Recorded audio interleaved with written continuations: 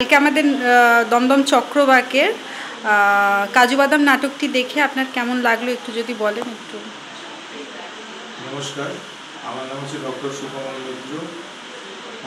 অনেক দিন পরে আমি খুব মন থেকে একটা জিনিস শেয়ার করতে চাইছিলাম যে এই দমদম চক্রবাকের যে নাটকটা আমি দেখলাম কাজু বাদাম, নাটকটাতে না আমার টেক্সট নিয়ে তো কিছু বলার নেই, টেক্সটের মধ্যে তার চলন আছে চলেছে।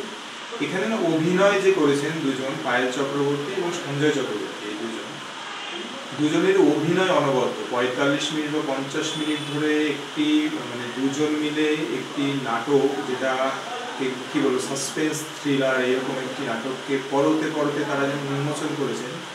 এবং বিশেষ করে আমি বলবো পায়েল চক্রবর্তী জিনিস, এনার অভিনয় আমার অসামান্য লেগেছে। এই সময়ে দাঁড়িয়ে আমি বহু মানুষের সঙ্গে কাজ করেছি, কাজে দেখার অভিজ্ঞতা, এবং সারা ভারতবর্ষে আমার একটা ছোট্ট জীবনের একটা অভিজ্ঞতা আছে নাটকে।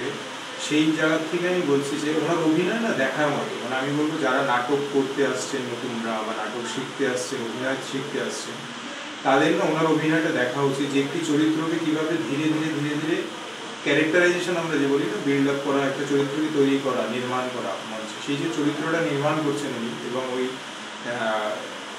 একজন নিরপরাধ মানুষ নিজেকে প্রথমে নিরপরাধ রেখে তারপরে ধীরে ধীরে সেই যে দোষী প্রমাণিত হচ্ছে, এবং তার যে এক্সপ্রেশন, তার সমস্ত বডি ল্যাঙ্গুয়েজ সমস্তটা চেঞ্জ হচ্ছে, কিভাবে হচ্ছে পেঁয়াজে খোসা ছাড়ানোর মতো, এটা দেখার মতো। পায়েল চক্রবর্তী, আমি সবাইকে বলবো যে ওনার অভিনয়টা অবশ্যই দেখুন, নাটকটাও দেখুন। এই নাটকটার মধ্যে একটা দারুণ ব্যাপার আছে, ওখানেই বলা। Thank you.